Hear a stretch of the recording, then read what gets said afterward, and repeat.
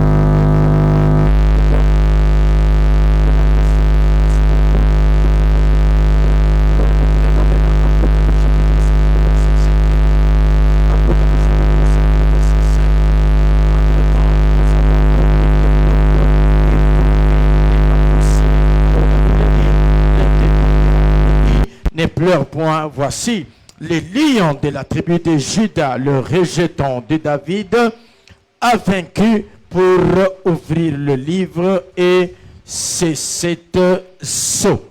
Merci beaucoup. Merci.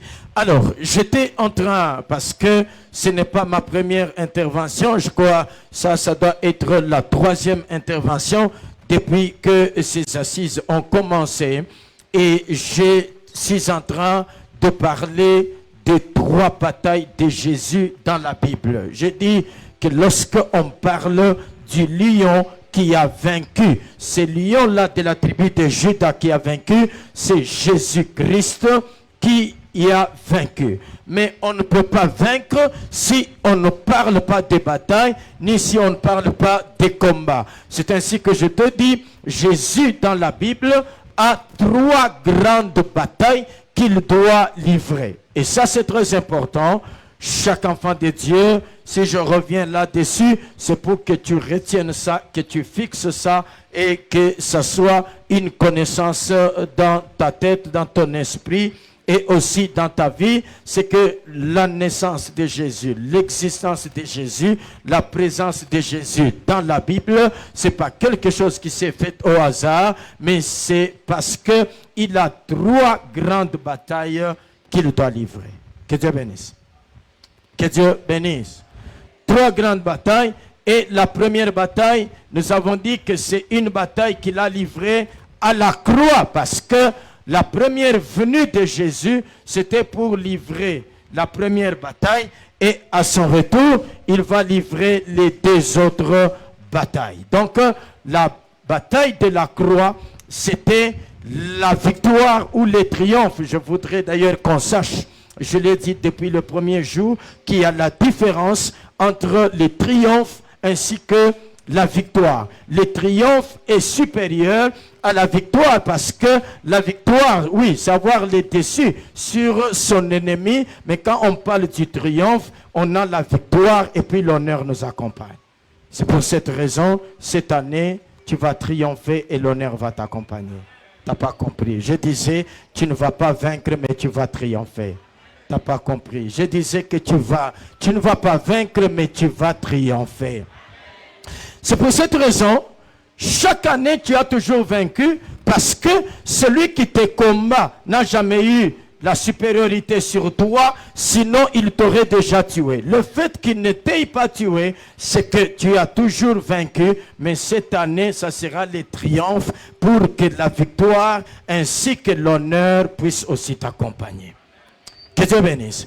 Alors regarde, mais pourquoi la bataille de la croix? Pourquoi la première bataille commence à la croix? Et c'est là que je veux que nous puissions revenir. Rentrons au jardin.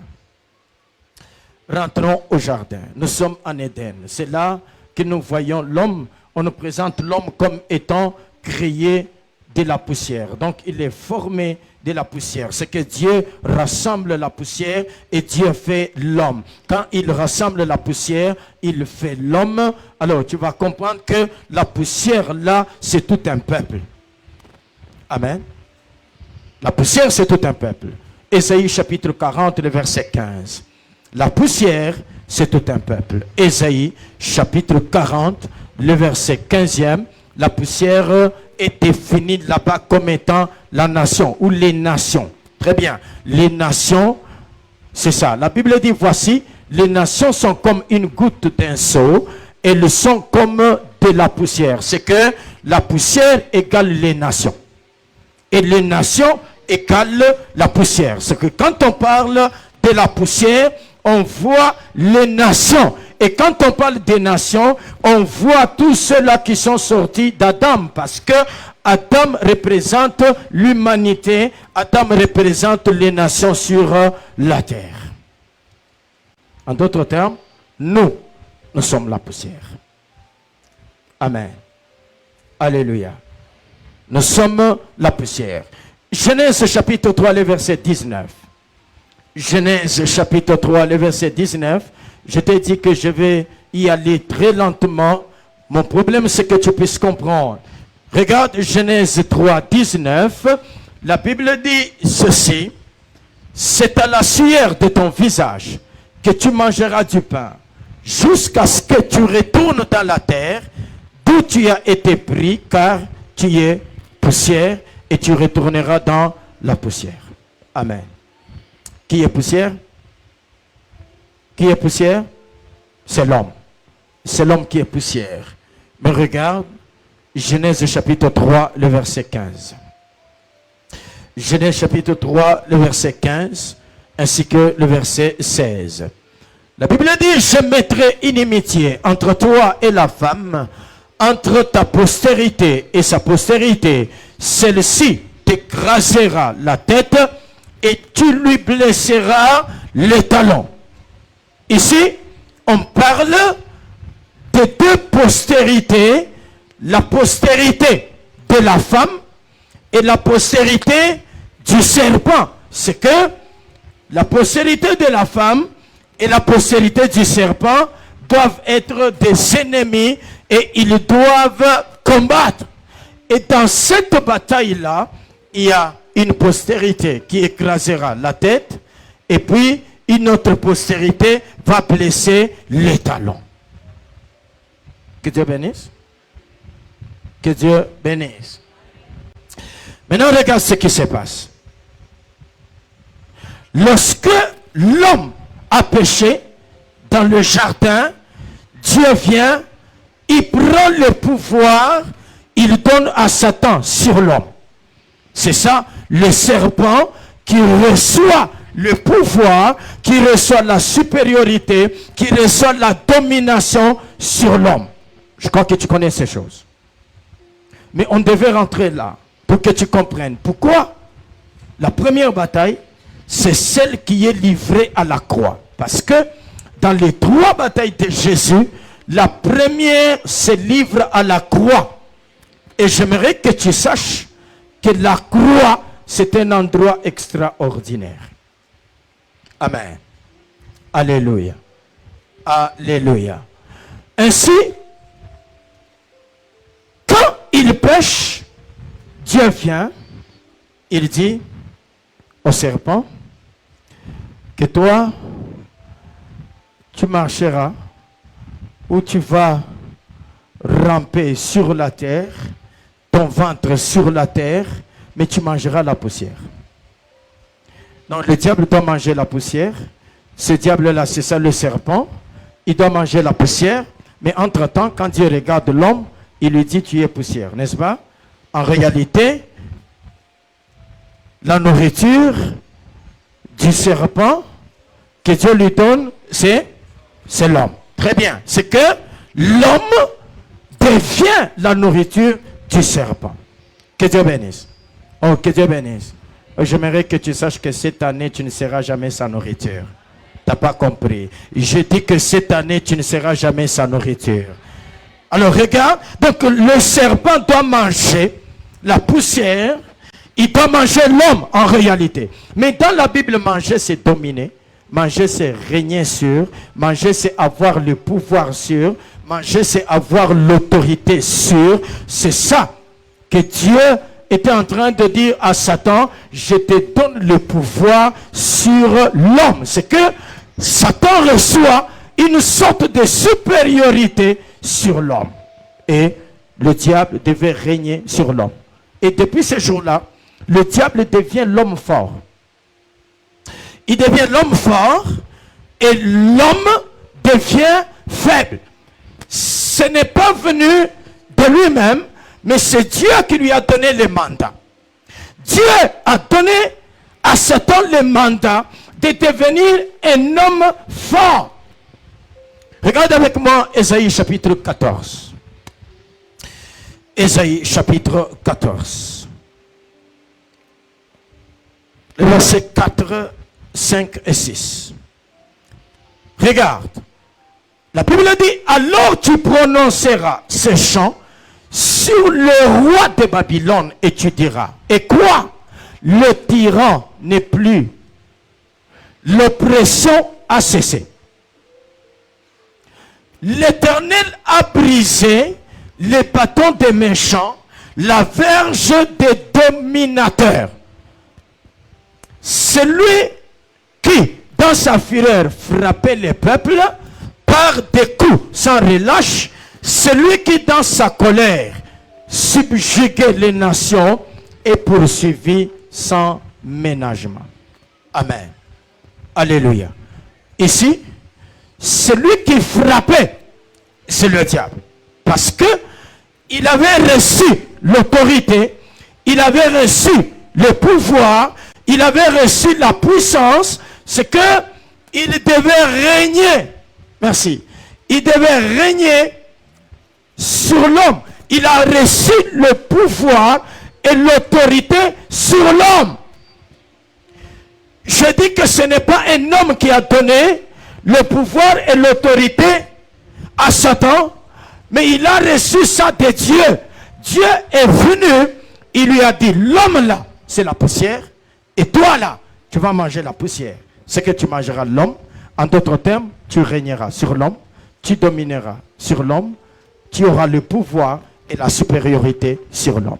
Dieu prononce cela, ça devient comme étant une malédiction qui devait accompagner l'homme. C'est que la supériorité du diable sur l'homme était une malédiction que Dieu avait prononcée dans la vie de l'homme.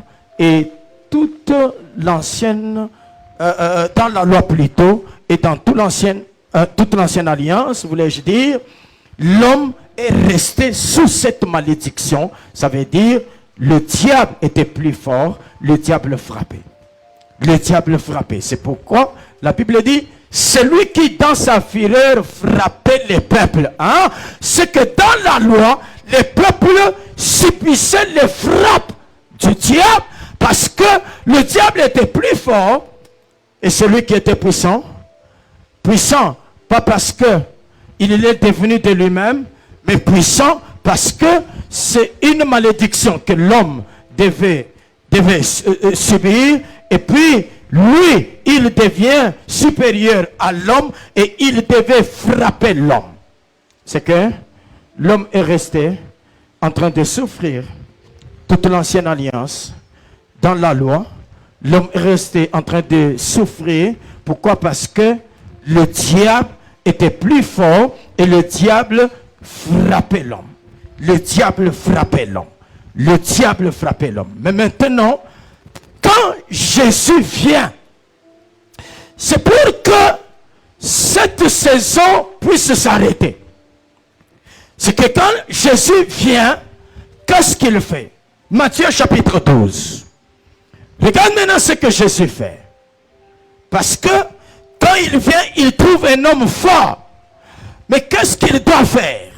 Matthieu 12, 29. Qu'est-ce que Jésus doit faire? Qu'est-ce que Jésus doit faire?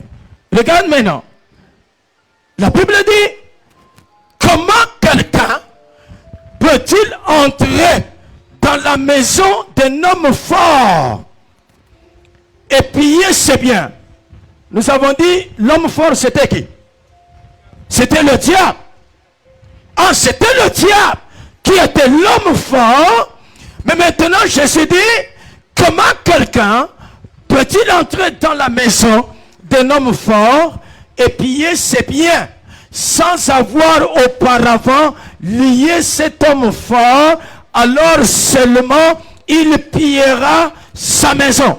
Regardez, c'est que nous étions à la merci du diable. Nous appartenions au diable. Nous étions dans sa maison.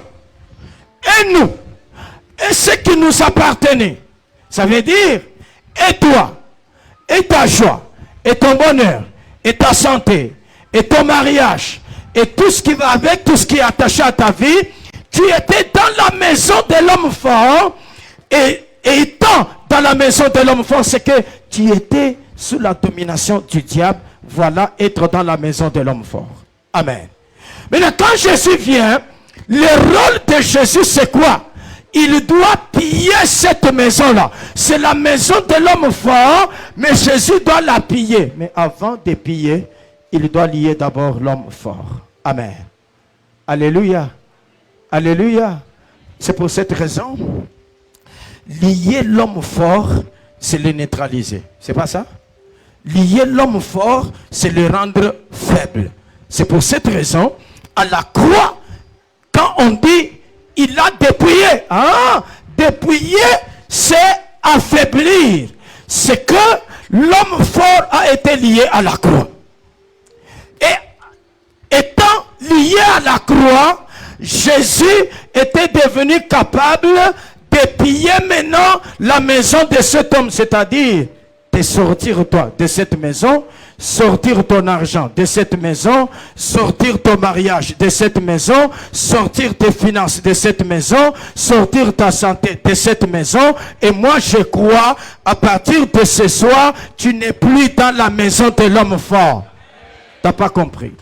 Je disais, même ton argent n'est plus dans la maison de l'homme fort. Si tu me donnes un amen qui arrive jusqu'ici, je sors ton argent de cette maison au nom de Jésus.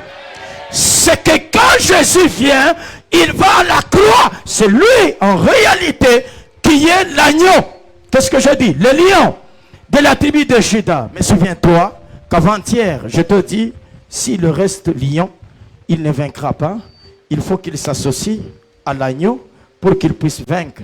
Parce que le lion, c'est l'esprit. Mais l'esprit n'a pas le sang pour racheter. Alors il faut qu'il s'associe à l'agneau. L'agneau, c'est la faiblesse. et la faiblesse, c'est la chair, parce que la Bible dit que l'esprit est bien disposé, mais la chair est comment? Est faible. Hein? C'est que quand on prend le lion, on associe à l'agneau, il y a ce qu'on appelle le rachat.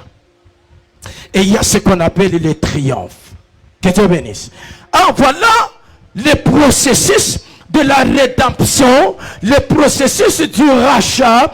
Il fallait que l'homme fort qui avait reçu le pouvoir soit lié. Et je crois que ce soir dans ta vie, il est lié. Mon Dieu. Je dis ce soir dans ta vie, il est lié. C'est pour cette raison, cette année, il ne sera jamais plus fort que toi. Il n'aura jamais l'avantage sur toi, car il a été lié à la croix. Maintenant, regarde d'ailleurs. Regarde ce qui se passe. Jésus envoie ses disciples. Il leur dit d'aller guérir les malades et faire tout ce qu'ils devaient faire. Quand il rentre, je suis en Luc chapitre 10, le verset 18. Regarde ce qu'il donne comme témoignage. Luc chapitre 10, le verset 18. Alors, regarde. Au verset 17, ils donnent leur témoignage. Qu'est-ce qu'ils disent? Les 70 revinrent avec joie, disant, Seigneur, les démons même ne sont comment? Les démons même ne sont comment? En quel nom? En quel nom? Alors c'est une bénédiction que je déverse dans ta vie ce soir. Tout au long de cette année, commençant par ce mois de janvier, les maladies seront soumises à toi. Tu n'as pas compris. Les démons seront soumis à toi. Les combats seront soumis à toi. Aucune puissance de ténèbres ne te résistera. J'ai dit, tout ce qui s'opposait à toi sera soumis à toi. Ah, si tu me donnes un amen, j'impose la soumission au nom de Jésus. Lorsque tu diras Jésus, que tout ce qui s'opposait se soumette au nom de Jésus. Oh, que tout ce qui était difficile se soumette à cause du nom de Jésus. Que tout ce qui était impossible à toi, que ça soit soumis à toi tout au long de cette année, parce que le triomphe t'accompagnera. Lorsqu'il y a le triomphe, il y a la soumission que nous imposerons dans le camp de l'ennemi. Les sorciers, ils ne nous résisteront pas parce qu'ils se soumettront. Dis Amen et qu'ils soient soumis. Je dis Amen et qu'il soit soumis. Tu sais, il y a un esprit qui t'a trop résisté. Cette année, nous imposons la soumission au nom de Jésus. Mais regarde, devant le nom de Jésus, tout genou doit fléchir. Je vois la maladie fléchir. Je vois les blocages fléchir. Si tu me donnes un amen, ce qui n'a pas fléchi l'année passée, cette année, ça fléchira. Que Dieu bénisse. Et s'ils disent, les démons nous étaient soumis. Maintenant, regarde ce que Jésus dit. Il dit, attention.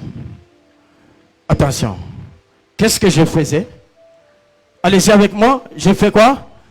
Je voyais Satan faire quoi? Tomber du ciel comme un éclair. Très bien. Très bien. Ça, c'est une écriture qui a plusieurs portées. Mais, premièrement, elle s'accomplit à la croix. Car c'est à la croix que lui, Satan, est tombé. C'est à la croix que lui, comme étant l'homme fort, est tombé. Et j'aimerais que tu saches que tout ce qui te fait souffrir à la croix, c'était tombé. Alléluia. Je voyais Satan tomber comme un éclair. Ainsi maintenant, la croix devient le ring. La croix devient le champ de bataille. La croix devient un terrain sur lequel nous avons deux adversaires. Et ces deux adversaires, nous avons le lion qui est comme le lion de l'autre côté. Et de ce côté, nous avons les lions de la tribu de Juda. Et je te dis que c'est le combat entre les lions et les lions. Mais celui qui vaincra, c'est les lions des tribus de Juda. Si tu n'es pas le lion de la tribu de Juda, tu ne peux pas vaincre. Il n'y a que le lion de la tribu de Juda qui a eu la supériorité sur l'autre lion, car la Bible dit, faites attention, votre adversaire rôde autour de vous comme un chat, comme un chien. Il rôde comme qui? Comme un lion. Il fait quoi? Il fait quoi? Il rugit. Mais regarde, je voyais Satan tomber. Oh, celui qui est tombé n'a plus la force. Celui qui est tombé, c'est celui qu'on a déjà lié. Il était fort, mais maintenant il est lié. C'est ainsi que, après avoir dit ça, regarde maintenant ce qui suit. Regarde ce qu'il leur dit. Vas-y avec moi, parce que quand tu le dis, ça s'accomplit dans ta vie. Vas-y avec moi. Une, deux, trois. Voici, je vous ai donné quoi? De faire quoi? Attends. Attends. Il dit, je vous ai donné le pouvoir. Est-ce que celui qui a un pouvoir, on peut lui donner encore le pouvoir? Non. C'est qu'avant, c'est le diable qui avait ce pouvoir, c'est le diable qui avait cette autorité, c'est le diable qui avait cette puissance. Mais maintenant, la croix a changé les choses. La croix a renversé les choses. Celui qui était fort, on l'a lié. Celui qui était faible, on lui a donné le pouvoir, on lui a donné la puissance, on lui a donné la force, on lui a donné l'autorité. Et ce soir, tu n'es pas n'importe qui.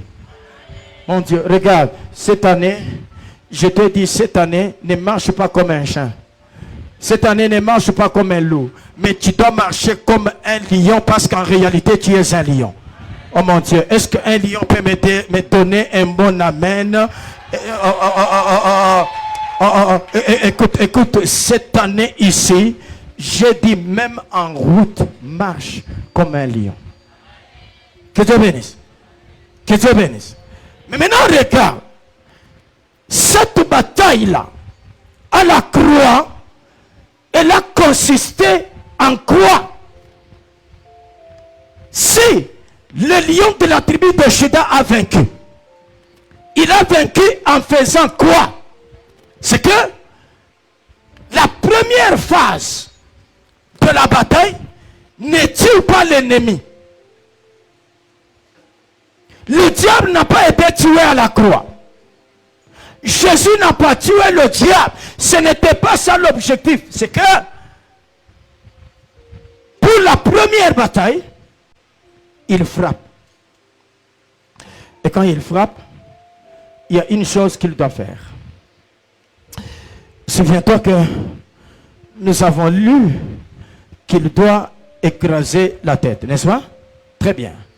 Alors, la tête, en réalité, la tête, c'est le pouvoir, la tête, c'est la force, la tête, c'est ça, la supériorité, c'est l'autorité. Ésaïe, chapitre 9, le verset 14, nous définit cela. Regarde, observe cette écriture et tu comprendras.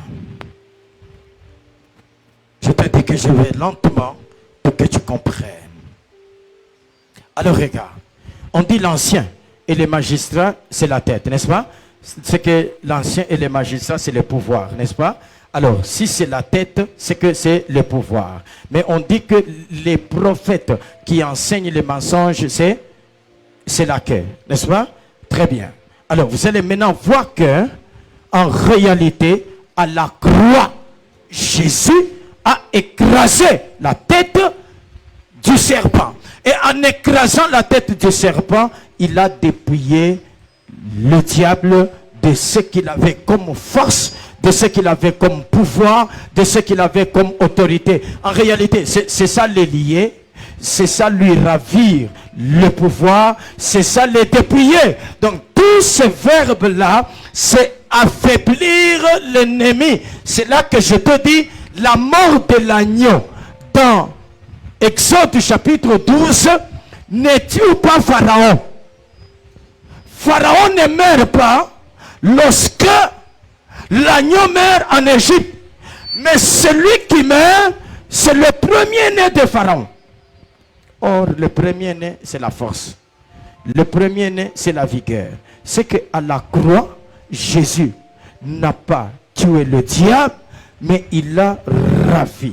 C'est que il a ravi le pouvoir, il a ravi l'autorité. Cette autorité-là, c'est ce qu'il avait reçu dans le jardin. Pour faire quoi? Pour dominer sur toi, parce que tu étais poussière qu'il devait manger. Mais à la croix maintenant, en d'autres termes, c'est à la croix qu'on vient enlever la malédiction qui a régné sur l'homme. Toute l'ancienne alliance, la croix vient maintenant enlever cette malédiction et la croix vient remettre cette malédiction sur le diable. C'est pourquoi maintenant on te dit, c'est toi qui marcheras sur le serpent. C'est que autrefois le serpent marchait sur toi, mais cette fois-ci c'est toi qui dois marcher sur le serpent.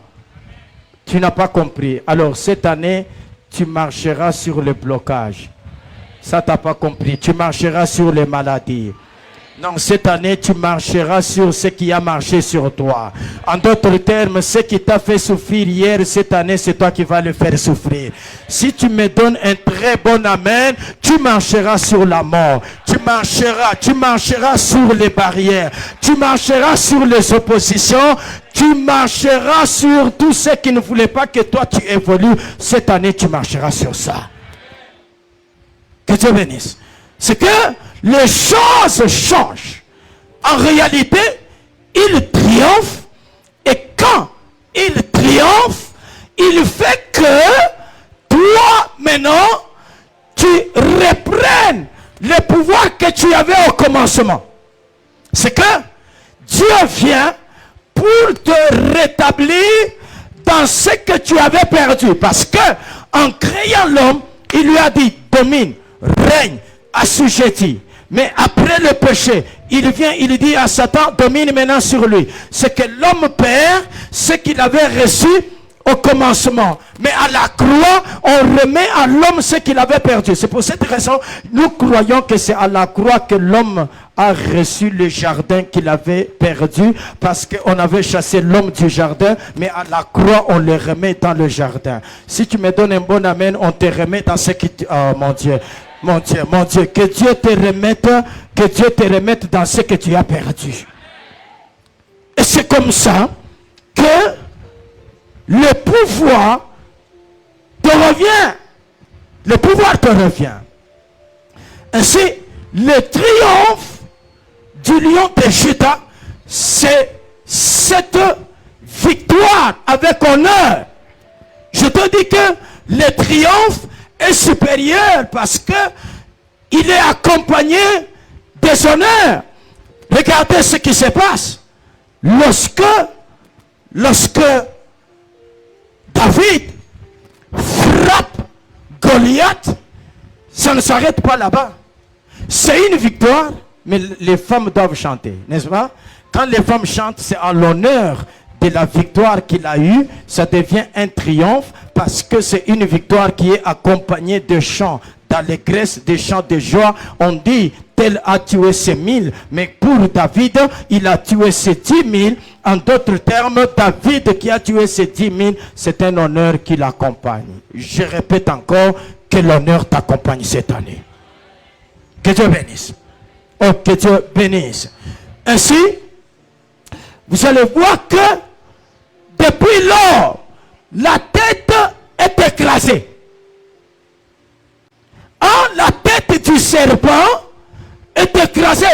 Depuis la croix, la tête du diable est écrasée. Rappelle-toi, quand je parle de la tête écrasée, c'est que c'est le dépouillement, c'est la force qu'on lui a ravie. Depuis ce jour-là, jusqu'à aujourd'hui, le diable n'a plus la tête, il n'a que la queue. Tu n'as pas compris. Amen. Alléluia. Depuis la croix, le diable n'a plus la tête, mais il a quoi? Il a quoi? Regarde Apocalypse chapitre 12. Apocalypse chapitre 12, le verset 3. Je te dis que j'y vais lentement. Ouais, Apocalypse chapitre 12, le verset 3. Regarde. On dit ceci. Un autre signe parut encore dans le ciel. Et voici, c'était qui? Un grand dragon rouge. Ayant quoi? 7 têtes et 10 cornes. Et c'est 7 têtes, 7 diadèmes. Le verset 4. Qu'est-ce qu'on dit? Sa queue entraînait le tiers des étoiles. Attends. Est-ce qu'on a dit que c'est sa tête? Non. Mais qu'est-ce qu'il exerce là-bas? Il exerce sa queue. Pourquoi? Parce que il n'a plus la tête pour mordre. La tête est déjà écrasée. Il est resté avec la queue. Et quand il combat, il utilise sa queue. La queue qu'il utilise symbolise quoi dans les Écritures? Retournons en Ésaïe chapitre 9, le verset 14. Et c'est comme ça qu'on étudie la Bible. Ésaïe chapitre 9, le verset 14. Regarde maintenant la queue. La queue du diable qui entraîne là, c'est quoi? On dit l'ancien et les magistrats, c'est la tête. Et puis, les prophètes qui enseignent quoi? Les mensonges, c'est la queue. Ah, c'est que, en d'autres termes, le diable aujourd'hui, il se cache dans les faux prophètes. Les faux prophètes, c'est ça la queue que le diable utilise pour entraîner les étoiles. Parce que, en réalité, toi, tu es une étoile. Mon Dieu, t'as pas compris. Je disais qu'en réalité, toi, tu es une étoile. Et si tu es une étoile, cette année, tu brilleras. Je répète encore, cette année, tu brilleras. Non, mon Dieu, si tu n'as pas brillé les autres années, avec les triomphes, cette année, tu brilleras. C'est que la queue du diable, quand elle vient, c'est pour entraîner les étoiles. C'est pour influencer les étoiles. C'est pour cette raison, aujourd'hui, c'est difficile. C'est difficile de voir les gens qui s'attachent à la parole pure. Les gens aiment peut-être les flatteries. Les gens aiment les mensonges. C'est là où il y a ceci et cela, où les gens sont en train d'accourir. Pourquoi? Parce que, en réalité, les faux prophètes et ceux qui enseignent le mensonge sont la queue du diable. Pourquoi? Parce que le diable n'a plus la tête, il n'est resté qu'avec la queue. Alors, c'est une information que je te donne. Ne crains plus le diable, il n'a plus la tête pour te mordre. Il n'est resté qu'avec... avec quoi? Il est resté avec quoi? Est-ce que la queue peut mordre? C'est ainsi que, quand il bouge sa queue, tu trembles. Oh mon Dieu! À partir de ce soir, arrête de trembler devant le diable au nom de Jésus. Oh mon Dieu, mon Dieu. Si tu me donnes 3 fois Amen, je te donne une révélation. Deutéronome chapitre 28, le verset 13, la Bible dit, vous serrez la tête et non quoi? Pourquoi? Maintenant, tu vois, les choses sont en train de changer. Là où lui régnait, on va lui ravir le pouvoir, on te remet toi le pouvoir. C'est ainsi que lui était la tête, il régnait, mais à la croix, les choses changent. Tu n'es plus la queue, c'est toi qui deviens la tête. Et cette année, sois la tête au nom de Jésus. Je dis cette année, sois la tête au nom de Jésus. Oh, regarde, dans les finances, sois la tête. Non, mon Dieu, dans cette entreprise-là, sois la tête. Je répète encore, dans cette entreprise-là, sois la tête. Dans ta famille, ici, il y en a qui n'ont pas sorti la tête, mais cette année, toi, tu sortiras la tête et tu marcheras tête haute. Tu relèveras la... Oh mon Dieu, que l'Éternel relève ta tête au nom de Jésus. Je répète encore, que tu sois la tête cette année au nom de Jésus. C'est que, quand on est la tête, on est le premier. Oh mon Dieu, que Dieu fasse de toi la tête. Mon Dieu, que Dieu fasse de toi la tête. Je répète encore, que Dieu fasse de toi la tête. Non, tu es resté longtemps en étant la queue, alors que, en réalité, la queue, c'est la place de celui qui a été triomphé à la croix. Jésus l'a triomphé à la croix et puis les choses ont changé. C'est que toi tu es allé à la tête, lui est allé à la queue. La queue ne mord plus, la queue n'a pas de dents, la queue n'a pas de dents. Ça signifie que nous avons affaire à un ennemi mais qui est déjà lié. Nous avons affaire à un ennemi mais qui est dépouillé. Nous avons affaire à un ennemi mais à qui la force, la puissance a été déjà ravie. Et c'est à toi qu'on a remis ces choses. On te dit que tu es la tête. Alors, que la tête ne craigne plus la queue. Mon Dieu. Je répète encore. Que la tête ne craigne plus la queue. C'est pourquoi ce qui t'a fait souffrir l'année passée, cette année, toi, comme étant la tête, tu lui montreras que ta place n'est plus à la queue, mais ta place est à la tête. Voilà pourquoi David dit, Seigneur, c'est toi qui relèves ma tête. Si il relève la tête, c'est que la tête était comment? Était penchée. Je ne pouvais pas la redresser, mais je redresse la tête. C'est pourquoi tu dois comprendre que dans les 3 batailles que Jésus doit mener, la première a été menée à la croix et le triomphe du lion, c'est cette victoire de la croix que Jésus a eue à la croix sur le diable et il l'a dépouillé. Que Dieu bénisse. Que Dieu bénisse. Il ne l'a pas tué. Il va avec lui lentement. C'est pour cette raison, le combat ne se termine pas aujourd'hui. La bataille ne se termine pas aujourd'hui. Tant que Jésus n'est pas de retour, nous avons affaire à une queue. Nous nous battons contre la queue parce que on a écrasé la tête, on lui a laissé la queue. Et je te dis que c'est là que Moïse, lui, avait touché la queue. N'est-ce pas? Quand il a vu le serpent, Dieu lui a dit, prends. Il a pris le serpent, mais il l'a pris par où? Par la queue, parce qu'il y a quelqu'un qui devait s'occuper de la tête. Moïse était incapable de s'occuper de la tête. C'est que les prophètes de l'ancienne alliance étaient incapables d'avoir le triomphe sur l'ennemi. Mais il y a quelqu'un, celui qu'on appelle le lion de la tribu de Juda, celui qui était digne parce que les autres n'étaient pas dignes. Les autres ont touché la queue, mais lui seul a été trouvé digne de toucher la tête et d'écraser la tête et d'anéantir la tête. C'est ça le triomphe du lion de la tribu de Juda. Que Dieu bénisse. Oh, que Dieu bénisse. Regarde cet exemple. N'est-ce pas? N'est-ce pas? N'est-ce pas? En Exode, chapitre 2, je crois le verset 12e, il y a Moïse qui vient. Quand Moïse vient, il trouve qu'il y a 2 personnes qui sont en train de se battre. Il y a un Égyptien et il y a un Hébreu. Ils sont en train de se battre. Qu'est-ce que Moïse fait? Qu'est-ce que Moïse fait? Hein? Moïse fait quoi?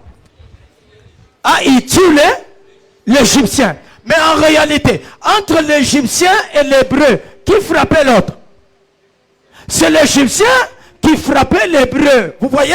C'est ça que l'homme subissait par l'homme fort. C'est que dans la loi, c'est l'Égyptien qui était plus fort que l'Hébreu.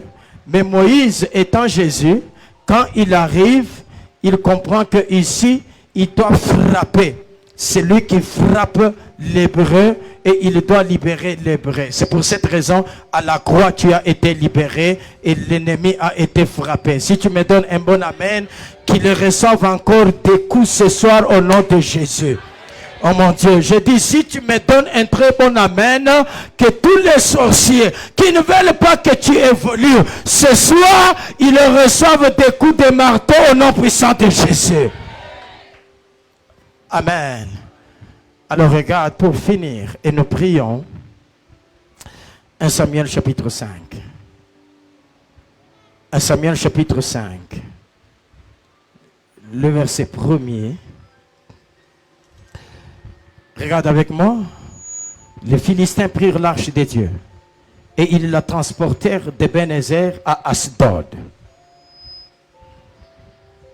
Après s'être emparés de l'arche des dieux, les Philistins la firent entrer dans la maison de Dagon et la placèrent à côté de Dagon. Le lendemain, les Asdodiens qui s'étaient levés de bon matin trouvèrent Dagon étendu la face contre terre devant l'arche de l'Éternel. Ils prirent Dagon et le remirent à sa place. Attention. Ici, c'est déjà une bataille. C'est déjà une bataille parce que nous avons un Dieu, Dagon, et nous avons ici, de l'autre côté, nous avons l'arche. Est-ce que vous savez que l'arche c'est Jésus? Vous savez que l'arche c'est Jésus? Quelqu'un sait que l'arche c'est Jésus? Amen. Oh mon Dieu. Quelqu'un sait que l'arche c'est Jésus? Très bien. Oh mon Dieu. Donnons un témoin. Donnons un témoin. Prenons Hébreu. Prenons Hébreu pour que tu comprennes que l'arche c'est Jésus. Hébreu chapitre 9, le verset 4. Et puis nous rentrons ici. Le verset 3 d'abord. Derrière l'escon voile se trouvait la partie du tabernacle appelée le Saint des Saints. Vas-y. Renfermant l'autel d'or pour les parfums. Et puis l'arche de l'alliance entièrement recouverte d'or. Maintenant regarde. Les choses qui étaient dans l'arche. Il y avait quoi? Les vases d'or contenant quoi? La manne. Deuxième chose, la verge d'Aaron qui avait fleuri. Troisième chose, les tables de l'alliance. Donc quand on parle de la table les tables d'alliance, là nous voyons la loi, n'est-ce pas? En parlant de la loi, nous voyons les pères, n'est-ce pas? En parlant de la manne, nous voyons le Fils. Et en parlant du bâton, nous voyons le Saint-Esprit. C'est que l'arche, c'est le corps de Jésus dans lequel nous trouvons le Père, le Fils et le Saint-Esprit. Que Dieu bénisse. C'est que l'arche qui est dans le temple de Dagon est sur un terrain de bataille. L'arche est en train de se battre contre Dagon. Alors regardez, Dagon est là, l'arche est là, on les enferme. On les enferme. On les laisse se battre. Parce que à la croix, Jésus était seul. Tous les disciples ont fui. Tous ont fui parce que il ne fallait pas que quelqu'un soit là pour qu'on dise que non, voilà, il l'a aidé. Non, lui seul. C'est ainsi que l'arche s'est retrouvée seule. Dagon s'est retrouvé seul. Ils ont fermé. Ils sont partis. Mais quand ils reviennent le matin, qu'est-ce qu'ils trouvent? Ils trouvent que l'arche est comment? L'arche est tombée. Et qu'est-ce que je dis? Dagon est tombé. Qu'est-ce qui a fait tomber Dagon? Hein? C'est l'arche qui a fait tomber Dagon parce que ils sont dans la bataille. Ils sont dans la guerre. Et ici, l'arche exerce sa puissance. L'arche exerce sa force. Et l'arche triomphe sur Dagon. C'est ainsi qu'on trouve que l'arche est par terre. Quand vous suivez très bien, vous allez voir que on va redresser, on va relever Dagon. On le remet encore, n'est-ce pas? Attention, le lendemain, quand il rentre, il trouve maintenant la tête coupée, n'est-ce pas? Et puis les mains aussi coupée. Est-ce que vous savez que ça fait déjà la tête coupée, les mains coupées? Donc quand on coupe les mains, c'est une autre bataille. Et quand la tête tombe, c'est une autre bataille. Et alors que la première fois, il est d'abord tombé. Quand il est tombé, là c'est à la croix. Quand les mains tombent, là c'est dans la bataille d'Armageddon. Parce que dans la bataille d'Armageddon, on fera tomber les deux bêtes qui sont les deux mains qui soutiennent les dragons. Et c'est ainsi que à la troisième bataille, maintenant c'est sa tête qui tombera, c'est là qu'on les tuera. C'est pour cette raison, lorsque David jette la pierre, Goliath tombe, mais il doit courir. Pour aller faire quoi? Pour couper la tête. C'est que quand Goliath tombe, il n'est pas mort. C'est la première phase, et ça c'est la croix. Maintenant il doit courir pour couper la tête. C'est ainsi que la croix, c'est l'endroit du triomphe du lion de Juda. Et quand le lion a triomphé à la croix, c'est pour que toi aussi tu puisses triompher. Que Dieu bénisse. Oh mon Dieu, que Dieu bénisse. C'est qu'à partir de ce soir, j'ai voulu que tu comprennes que 1, celui qui était fort est déjà lié. 2, on l'a dépouillé. C'est que il n'est plus la tête parce que la tête a été écrasée. Aujourd'hui, il fonctionne avec la queue. Mais le pouvoir, en réalité, c'est toi qui l'as reçu. La force, c'est toi qui l'as reçu. L'autorité, c'est toi qui l'as reçu. Parfois, nous craignons pour rien. Est-ce qu'il y a un lion dans cette salle qui doit reprendre son pouvoir cette année, qui doit reprendre ses responsabilités? Regarde, tu dois être responsable. Reprends tes responsabilités à partir de ce soir. Fonctionne comme un lion. Les lions ne reculent pas. Cette année, ne recule pas. Que Dieu bénisse. Qui a compris? Alors si tu as compris, tu acclames le Seigneur.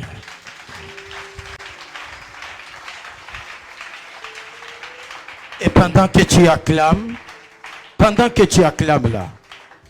tu es en train d'acclamer là, parce que tu n'arrêtes pas d'acclamer, pendant que tu es en train d'acclamer, Dagon est en train de tomber. Dagon est en train de tomber, Goliath est en train de tomber, la sorcellerie est en train de tomber, les maladies sont en train de tomber. Pendant que tu es en train d'acclamer, l'Égyptien est en train d'être frappé. Pendant que tu es en train d'acclamer là, ce qui était debout contre toi, c'est en train de tomber. Acclame encore plus fort, que ça tombe, que ça tombe, que ça tombe. Que ça tombe, que ça tombe, que ça tombe. Au nom puissant de Jésus. Au nom puissant de Jésus. Maintenant, tu ajoutes la prière à tes acclamations. Tu dis que tout dragon qui était debout tombe. Que toute maladie qui était debout tombe. Que tout Satan qui était debout tombe.